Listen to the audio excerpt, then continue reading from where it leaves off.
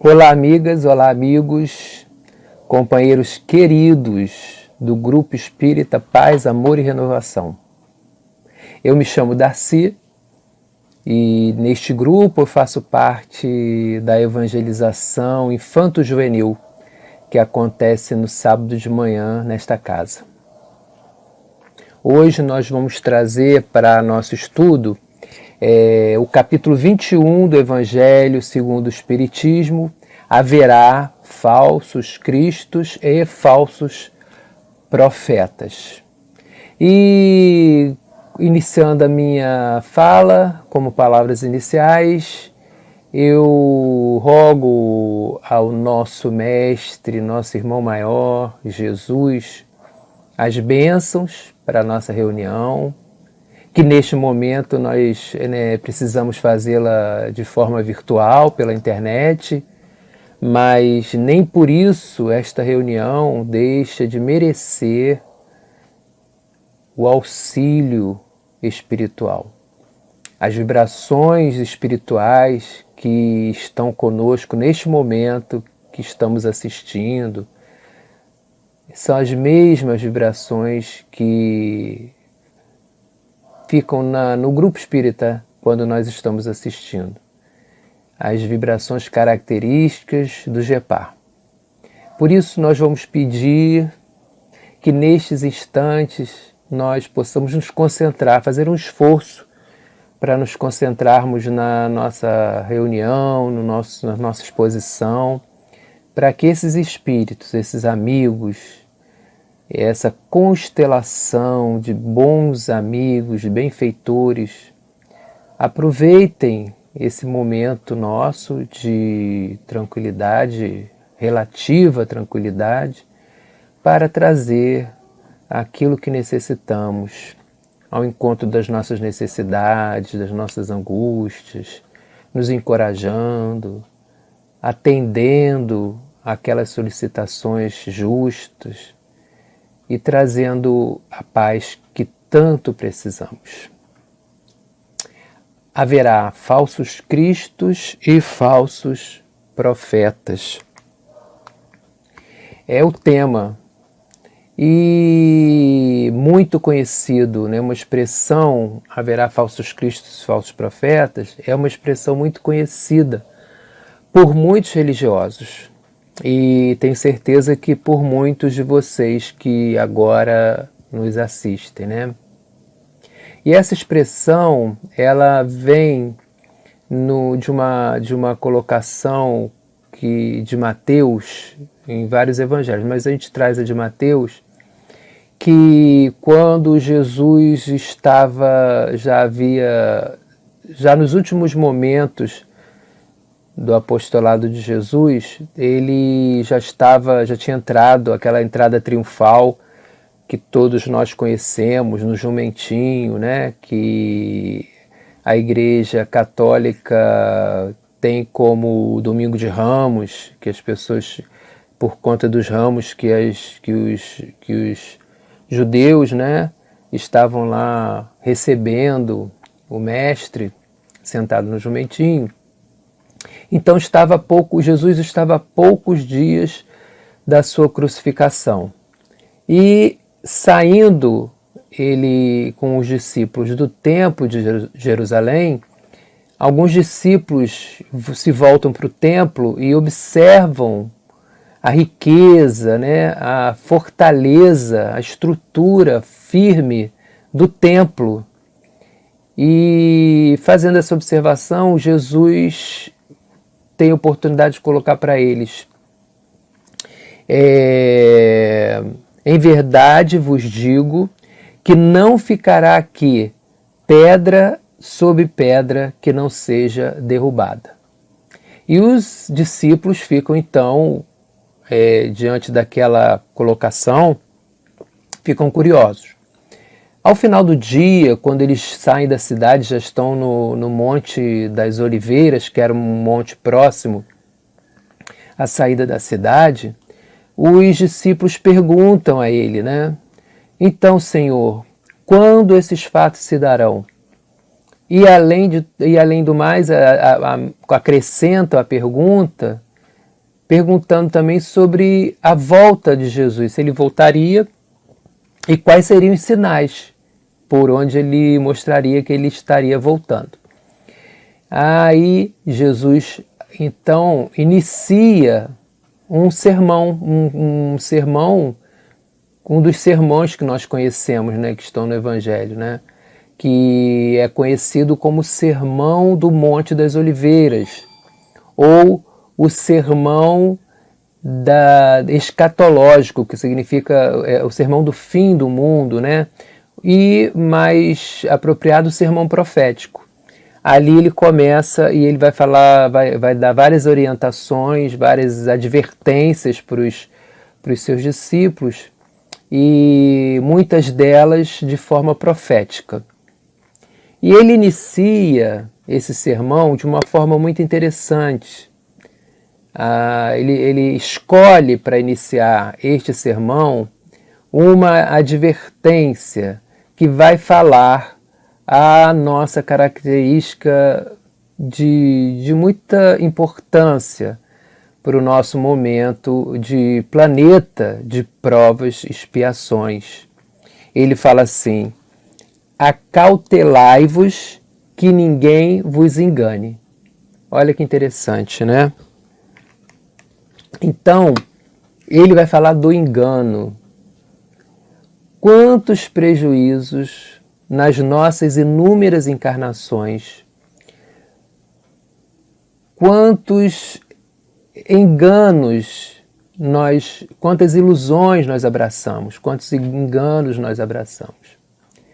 Quanto fomos enganados por nós mesmos e pelos outros.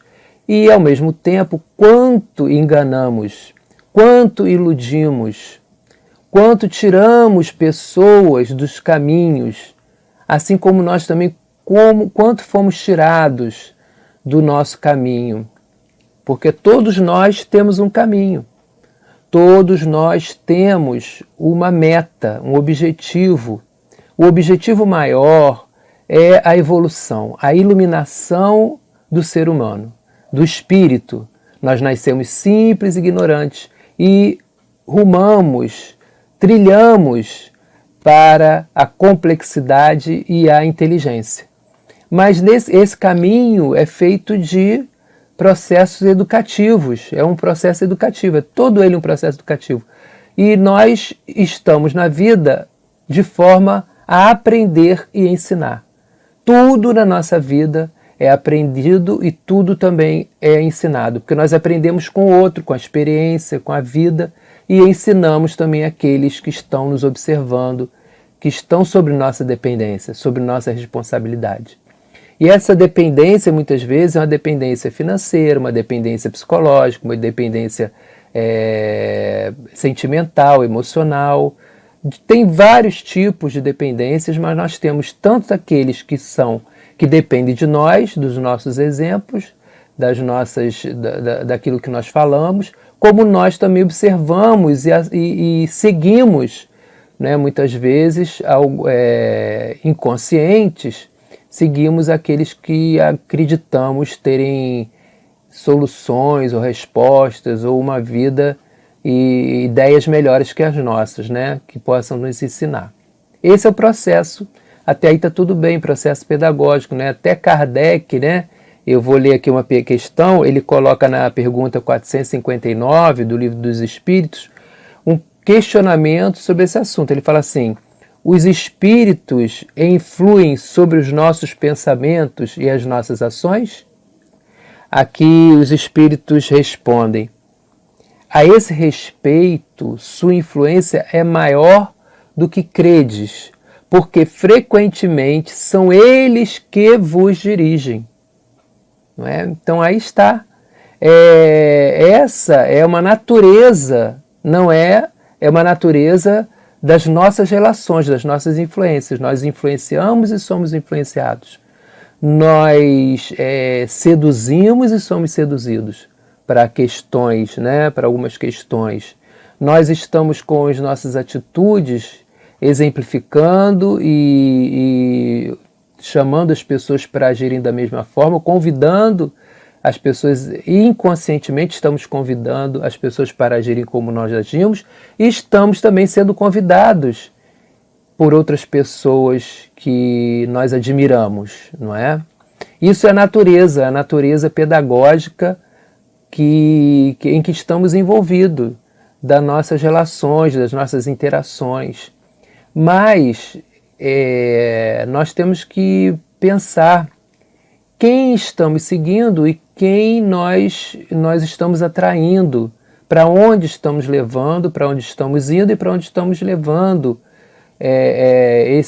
esses irmãos nossos, né? Então nós, muitas vezes, somos aqueles, caímos naquela situação que Jesus fala, cegos guiando cegos, né? E por isso que Jesus inicia esse sermão falando, acautelai-vos que ninguém vos engane, porque o engano existe, né? E ele parece que ele, quando escolhe essa expressão para iniciar o sermão, ele está falando de um problema muito sério e muito próprio da nossa condição de espíritos ainda imaturos em evolução, né? Porque nós nos enganamos muito, nos deixamos enganar muito, né? E ao longo das nossas encarnações, isto tem causado grandes prejuízos, não é mesmo? Então, nós temos duas formas de falsificar, porque haverá falsos cristos e falsos profetas. Ele está falando aí de uma falsidade, né? Então essa falsidade, ela permeia a nossa existência. Ela faz parte, de uma certa maneira, dos nossos processos de erro e acerto. Então, muitas vezes, nós nos distanciamos do nosso propósito, do nosso verdadeiro eu, que a Joana coloca, Joana de Ângeles, a mentora do médium baiano, nosso companheiro Divaldo Pereira Franco, ela fala que nós nos distanciamos da nossa identidade cósmica.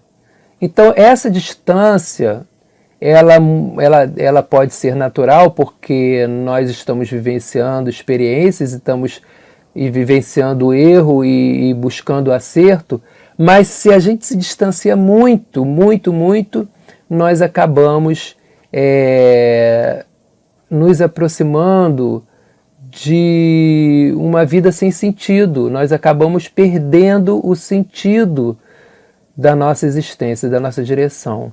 Então nós começamos a nos apresentar de uma forma falsa e ligados mais às aparências, ligados mais às questões materiais, ligados mais às necessidades físicas e atendendo mais a essas necessidades, e muitas vezes caímos no vazio existencial, né? Porque a pessoa pode ter uma vida muito sedutora, muito atraente, de muitos compromissos, muito agitada, seja lá rica de que for, mas ninguém sabe se aquela pessoa que tem aquela aparência, e nós também muitas vezes estamos aparentando uma segurança, uma alegria, mas ela não tem fundamento, não tem base no nosso destino, na nossa programação. Nós estamos completamente fora da programação, daquilo que nós viemos cumprir, né, no concerto divino. Então esse afastamento, ele cria uma dificuldade, e com certeza nós temos esse afastamento e seguimos algumas lideranças, algumas ideias, alguns conceitos, abraçamos algumas filosofias, alguns conceitos até científicos, e isso tudo, modo de viver, tudo isso nós criamos ao longo das encarnações muitos hábitos baseados nesse comportamento. E esses hábitos acabam criando uma segunda natureza. aí cada vez fica mais difícil da gente despertar para essa realidade espiritual, para a gente voltar para nossa experiência, que é a experiência mais significativa, de promover o autoencontro, né, o autoconhecimento. Então, essa forma de a gente se apresentar, essa forma de se transformar num eu falso, num eu diferente do nosso eu interior, ela pode se dar de duas maneiras. Uma é por ignorância. Então, quando a pessoa ela é ignorante, né, dessa dificuldade, ela se apresenta de forma diferente por conta das experiências que ela viveu, ela vai ter que passar por um processo de maturação. E esse processo de maturidade, esse processo de retorno, de despertamento, vai se dar por encontros, a princípio de uma forma positiva, por desafios, toda uma preparação, uma programação para fazer com que aquele espírito volte à sua natureza divina. Né? Nós somos, a nossa natureza é divina. E nós devemos voltar para essa natureza divina. Então, quando nós estamos muito afastados, nós vamos ter aquele caminho para trilhar e vai ser mais difícil quanto mais afastados nós estivermos. Então, essa é a forma da pessoa ignorante. E aí, Emmanuel, né, quando nós estamos diante desse vazio, caímos nesse vazio por tão afastados que estamos do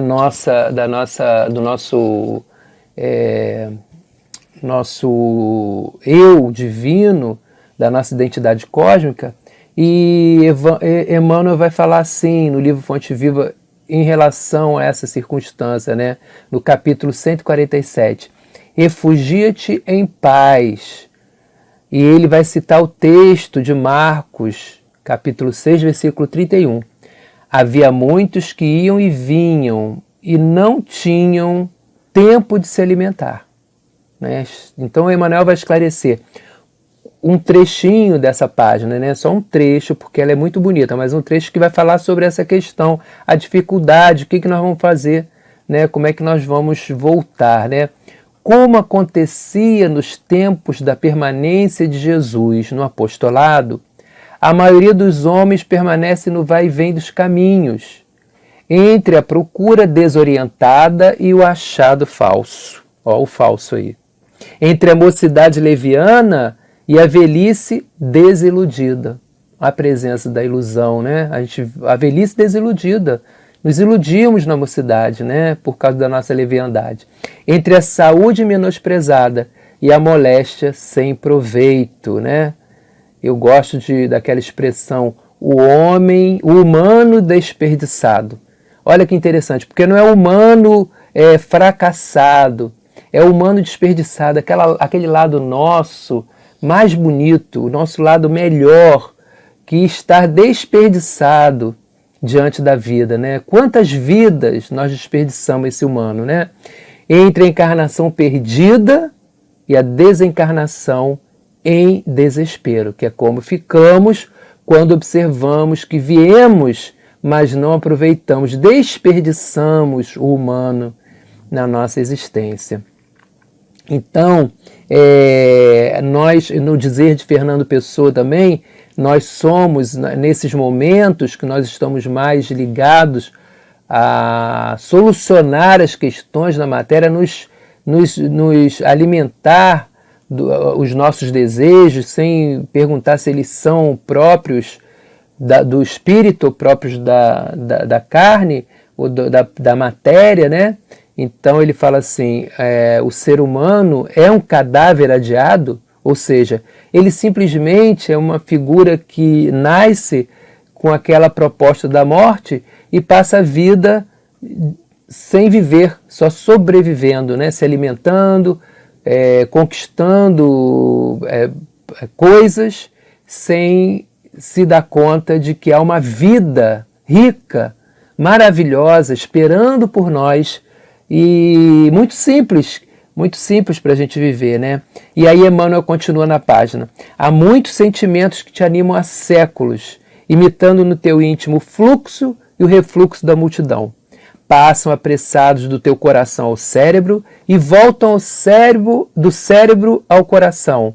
Sempre os mesmos, incapacitados de acesso à luz espiritual. São os princípios fantasistas de paz e justiça. Fantasistas, né? Uma fantasia. Nós temos uma ideia de paz e de justiça que é uma fantasia, não tem base na realidade. Não é? De amor e felicidade que o plano da carne te impôs. É isso que eu estava falando. Em certas circunstâncias da experiência transitória, né, do nosso trânsito, que é passageiro na Terra, podem ser úteis, porque nós precisamos, né, de alimentar o corpo, de lutar pelo nosso bem-estar, mas com limite, né? Nós precisamos colocar na frente dessas questões as questões espirituais. Então ele fala, em circunstâncias da experiência transitória podem ser úteis, entretanto, não vivas exclusivamente ao lado deles, exerceriam sobre ti o cativeiro infernal, né? Como a gente sabe que é a experiência das pessoas que vivem esse vazio, né? Quando acordam e estão nesse vazio e precisam ser auxiliadas. Nós precisamos, né? Muitas vezes. E então na segunda forma, a primeira forma é essa forma, né? Que as pessoas estão nesse vazio, caminharam para essa forma falsa de se apresentar, de se reconhecer, estão distantes do eu cósmico por ignorância. Mas existe a segunda forma também, que é a forma consciente. As pessoas que se propõem a se apresentar e a criar uma identidade falsa no intuito de conseguir alguma gratificação. Nem sempre uma gratificação material, mas alguma gratificação as pessoas têm quando elas se colocam elas acreditam que vão conseguir essa gratificação se apresentando de uma forma falsa. Então elas têm a intenção de iludir, a intenção de enganar, a intenção de conduzir as pessoas para um lugar que elas querem. E elas contam com muitas vezes um magnetismo muito forte, um magnetismo pessoal muito forte, né? Uma eloquência, uma capacidade de serem ouvidas, uma inteligência, né? E também com a ignorância das pessoas. Com a ignorância das pessoas, elas se apropriam da ignorância das pessoas para ali colocar as suas ideias, né? Então, por isso que Jesus colocou, né? Então, nessa fala nesse sermão, tem várias partes, mas no item 23, né? Versículo 23, ele fala assim, então, se alguém vos disser, eis que o Cristo está ali, ou aqui, não lhe deis crédito, porque surgirão falsos cristos e falsos profetas, e farão tão grandes sinais e prodígios, que se possível fora, enganariam até os escolhidos, né? Então nós temos que tomar muito cuidado. É um terreno muito perigoso, não é? Esse terreno que nós estamos vivendo, né? Que exige de nós um trabalho de consciência, de estudo, de reflexão, de ponderação, né? Então ele fala, enganariam até os escolhidos, né? Aí nós temos visto, né, que os cientistas sociais, os filósofos, têm falado muito sobre isso, né? Sobre a Joana de Ângeles tem uma obra extensa, tentando e buscando acordar as almas para o seu eu, para a sua identidade cósmica, fazendo esse mergulho essencial dentro do próprio ser, né? Mas também na sociedade nós temos vários escritores. Eu gosto muito de uma escritora, né, Ana Beatriz Barbosa Silva. Ela é escritora e psiquiatra, né? E ela tem um livro, Mentes Perigosas, onde ela fala que ela vai dizer que a nossa sociedade ela está assumindo comportamentos que beiram a psicopatia, né? Nós estamos num nível de egoísmo tal, né, que nós não estamos nos sensibilizando com a dor do outro, não estamos fechando o nosso coração à empatia, à nossa humanidade, aquela expressão, né? Nós estamos desperdiçando este grande poder que nós temos de nos entendermos, de nos ajudarmos, de companheirismo, de pensar mais no outro do que em nós mesmos.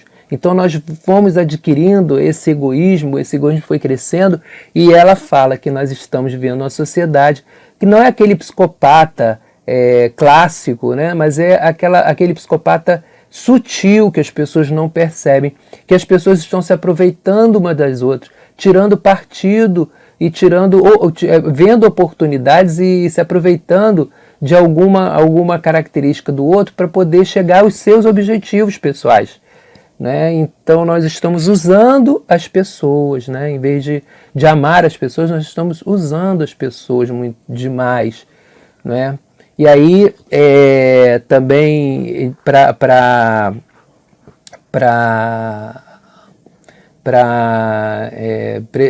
prejudicar mais ainda o nosso comportamento, nós temos agora, né, essa possibilidade de criar identidades virtuais, identidades que formalizam a nossa falsidade, né? Nós podemos criar uma identidade e viver no mundo virtual, alterar nossa idade, alterar nossa imagem, colocar só coisas boas da nossa vida, esconder para a sociedade as nossas dificuldades, com intenção de criar um personagem, né? De criar uma identidade falsa. Então isso está sendo formalizado, nós estamos fazendo isso, e nós estamos consumindo isso também, né? As notícias falsas, as fake news que eles falam, né? Falsas notícias que nós estamos consumindo e que levam a gente, né, para comportamentos que não são os comportamentos que nós precisamos, que nós tínhamos nos comprometido no plano espiritual na hora da nossa encarnação, com certeza. Não é? Nós temos que fazer uma análise para ver quais são os nossos princípios, se aquelas informações, se aquilo que aquela liderança, aquele amigo, aquele espírito, aquela página, seja lá de onde vem a informação, se aquela informação está está contribuindo para o nosso crescimento, né? Isso é realmente um esforço, requer um trabalho, né? Por isso que André Luiz, né, também ele fala assim na introdução do livro do Nosso Lar, né? E por conta dos nossos hábitos infelizes, dos nossos pontos difíceis que nós, ao longo de muitos anos, agora nós temos que trabalhar para refazer esse caminho, né? Para redimir o nosso caminho. Então ele fala assim: quantas existências, quantos corpos, quantos séculos, quantos serviços, quantos triunfos e quantas mortes necessitamos ainda. Isso está na mensagem que ele dá, introduzindo o livro Nosso Lar, né?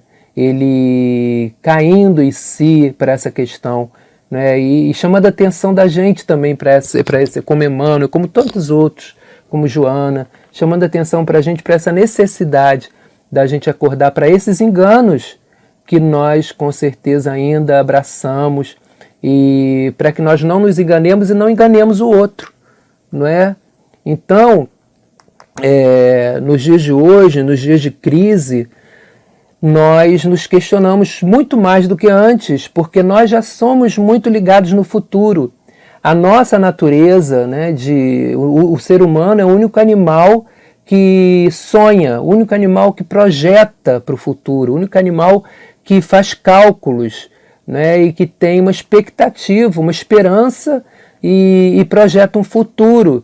Só que nós não podemos ficar muito ligados, exageradamente neuróticos em relação a esse futuro. É o que nós temos feito, né? Nós ficamos muito ansiosos porque nós queremos controlar o futuro, controlar o que vai acontecer. Nós não temos condição e preparo ainda para dar conta dessa ansiedade de saber que tem situações e tem eventos que nós não controlamos, não é? Que nós temos que acessar a nossa fé, a nossa confiança em Deus, a confiança que tudo é a vontade de Deus na nossa vida. Então tem circunstâncias na nossa vida que nós não controlamos. Nós podemos projetar um futuro, mas aquele futuro pode ser mudado por alguma circunstância externa que não estava na nossa proposta, né, inicial. Algum evento, algum acaso, né? Algum acaso, não acaso, mas alguma coisa que veio, para nós é um acaso, mas é uma interferência do divino na nossa vida. Nada acontece sem que não esteja de acordo com a nossa programação espiritual.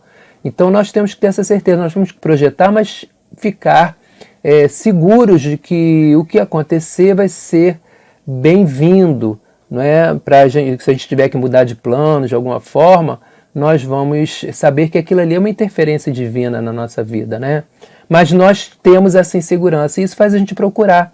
Nós procuramos aqueles que podem nos dar uma visão do que vai acontecer, né? Então nós procuramos muitas vezes as cartomantes, os leitores do destino, os numerólogos, as pessoas que vão falar o que vai acontecer, prever, né? E mostrar o futuro, que a gente tem uma ansiedade muito grande que chegue para nós, né? A gente não vive no presente, a gente vive mais no futuro do que no presente, né? Então a gente está muito, muito ligado no futuro, e ainda mais nesse momento que nós vivemos uma pandemia, uma crise mundial, que nós estamos diante de um inimigo comum a todos os humanos, né? Ele pode pegar qualquer pessoa, qualquer raça, e estamos com esse inimigo sem saber o que vai acontecer, né? Nessa hora você sai correndo atrás de informações que nos dê um sentido, e esse sentido muitas vezes é uma tranquilidade em relação ao futuro, né? Essa tranquilidade que a gente precisa, que a gente anseia, né? E a gente às vezes até lê mensagens de pessoas, de espíritos que falam a hora que vai acabar, do que vai acontecer depois. Nós queremos ter essas orientações. É tão interessante que às vezes as pessoas perguntam assim, né? Nós somos espíritas, não sei se já acontece com vocês, se no seu grupo, no seu centro, né, existe o atendimento fraterno, e a gente fala assim, tem sim, tem atendimento fraterno. Aí fala, eu preciso falar com uma entidade, eu preciso ter respostas. Aí a gente fala, não, atendimento fraterno não é você falar com uma entidade, é alguém que vai estar lá, amigos, para colocar para você o que a doutrina tem como resposta para a sua situação, orientações doutrinárias, não é orientação espiritual, é a pessoa, então não vou não, eu vou procurar um lugar mais forte, geralmente fala assim, né?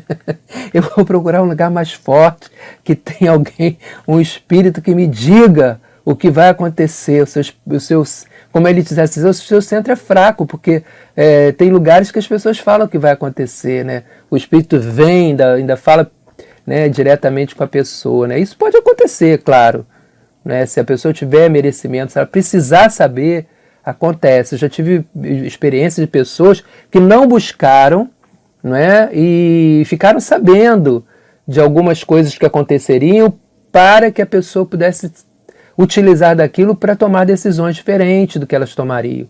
Mas isso aí é a utilidade. Se for útil, a resposta virá para você, né? Se for útil, aquele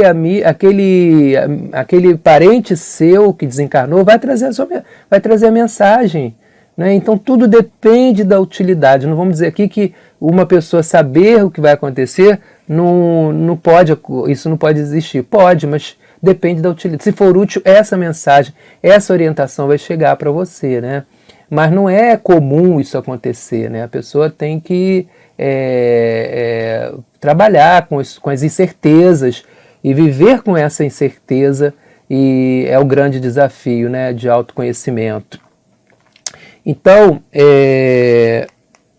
a solução que nós já trazemos para isso, nós que fazemos parte da doutrina espírita, a doutrina espírita fala, coloca, né, a doutrina como uma fé raciocinada. Então, a razão, o pensamento, a análise, a ponderação, a conversa amiga, né, antes de tomar uma decisão, por exemplo, de fazer uma escolha, parar para pensar quanto mais importante for aquela decisão, aquela escolha, não tomar impulsivamente, né, parar, fazer uma prece, procurar estar bem orientados para poder tomar uma decisão, né? Ouvir aqueles que estão querendo o nosso bem, né? O nosso o nosso sucesso espiritual, que nós saímos dessa encarnação melhores do que entramos.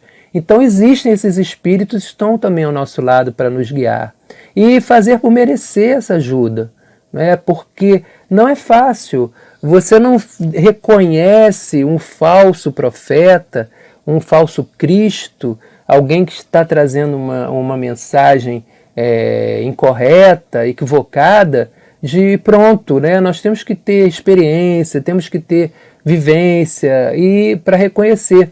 Mas nós contamos também com a ajuda desses bons espíritos. Eles estão ao nosso lado para nos auxiliar nos momentos de indecisão e de dúvida, não é? Eles estão ali para nos auxiliar, para que a gente possa tomar a melhor decisão. E aqueles que trouxerem mensagens indevidas, né, que levem aqueles cegos guiando cegos, eles vão responder também pelas mensagens que trouxeram e por toda aquela dificuldade que criaram, assim como nós. Não é? Nós também temos que tomar cuidado, né? Porque também tem uma página do Emmanuel que ele fala assim, um pouco de fermento, ele pega esse trecho do Evangelho, não sabeis que um pouco de fermento leveda a massa toda? Então nós somos esse pouco de fermento que caímos numa massa humana e podemos levedar e transformar essa massa que está conosco e conduzir, né, e fermentar para alguma situação que não é uma situação correta. Então nós também vamos ter que responder, e nós vamos responder de acordo com a nossa consciência daquilo que nós estamos fazendo, e com certeza temos essas dificuldades ainda na nossa existência. Estamos num mundo de provas e expiações, porque nós acreditamos que esta orientação, haverá falsos cristos e falsos profetas, ela não cabe no mundo, ainda no mundo de regeneração. Nós estamos no mundo de provas e expiações, estamos passando para o mundo de regeneração e vamos passar para os mundos puros, né, felizes. Então, nesses mundos mais adiantados, essas orientações não cabem, porque a verdade já faz parte do alimento, né, do cardápio do todo dia daquelas comunidades desses mundos, né? A verdade, a transparência, o autoconhecimento, né? A espontaneidade, a certeza de se conhecer, se expressar naturalmente, né? Então isso já faz parte. Nós acreditamos que esta mensagem é muito própria para nós, que nós estamos ainda envolvidos em prejuízos nas nossas encarnações por causa dos enganos, não é, que nós construímos, né? Então, esses profetas, eles sempre vieram, eles estão conosco, que é um processo educativo. Profeta, como diz no Evangelho segundo o Espiritismo, Kardec diz assim, sobre a missão dos profetas. No sentido evangélico, o vocábulo profeta tem mais extensa significação. Disse de todo enviado de Deus com a missão de instruir os homens e de lhes revelar as coisas ocultas e os mistérios da vida espiritual. Ou seja, é uma missão divina, não é? Nesse momento que nós estamos, e sempre houve, esses profetas sempre existiram. Profetas são os cientistas que vêm trazer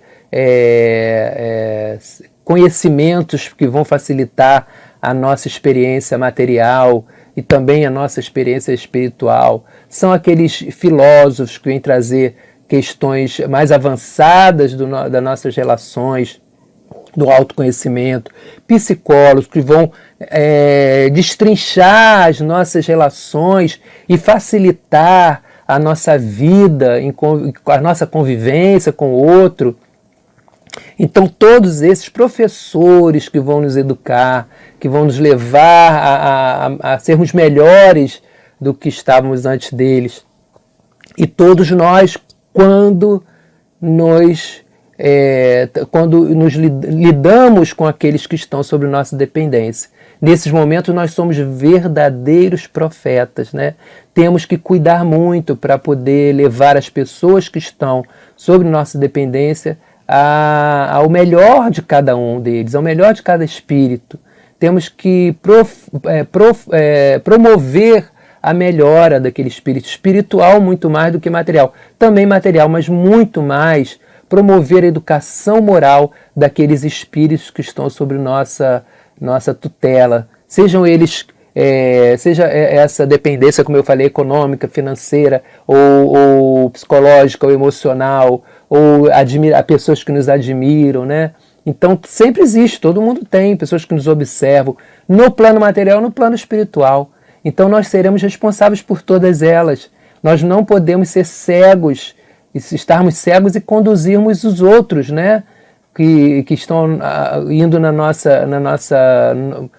no nosso convite, seduzidos por nós e sendo levados ao vazio existencial. Então nós temos que cuidar daqueles que nós observamos e que nos guiam e aqueles que são guiados por nós, né?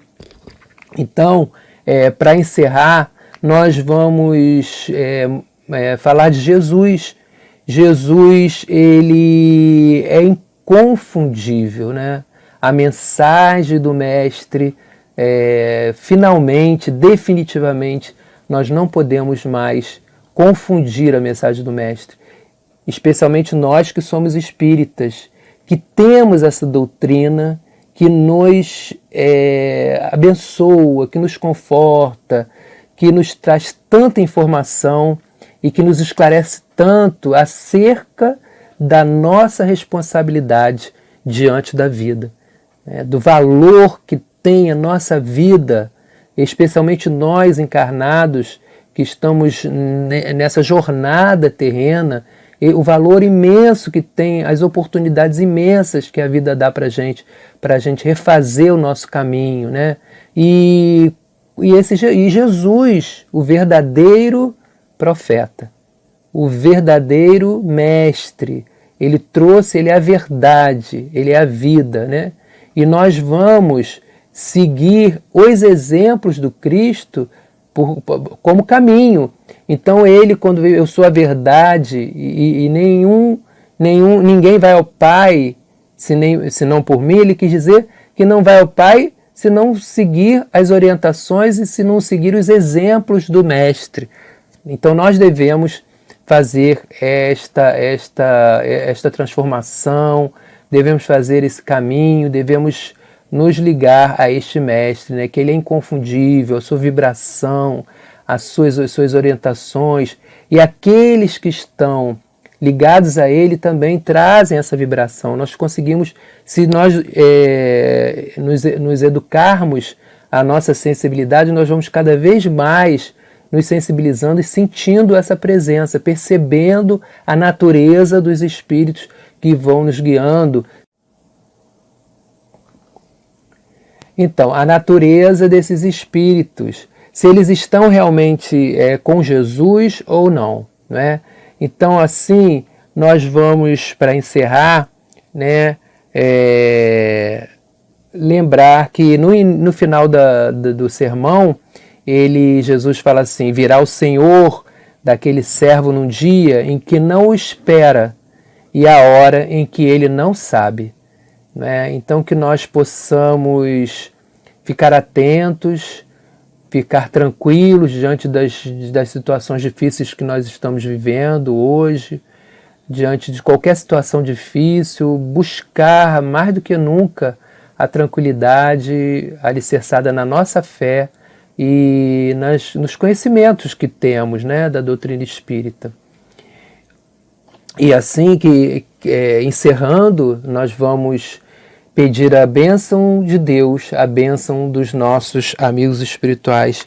E para isso eu convido a todos que possamos fechar os nossos olhos, ficarmos numa posição confortável, respirar profundamente e agradecer a Jesus, aos benfeitores, aos amigos espirituais, a todos aqueles que nos trouxeram aqui, a esse momento, a esse encontro virtual, que eles possam nos envolver, Senhor, nos deixando a paz, a bênção, e que recebam de todos nós a gratidão profunda por estarmos diante dessa doutrina tão esclarecedora, e que possamos levar aqueles que não conhecem a doutrina e aqueles que não conhecem Jesus, de alguma forma, essa mensagem no nosso olhar, no nosso comportamento, no nosso silêncio, que possamos deixar marcas de Jesus, do Cristo, por onde passarmos. Contamos para isso com o apoio constante dos nossos amigos e especialmente do nosso amigo espiritual, que está conosco, estará sempre. Que assim seja, graças a Deus. Muita paz para todos.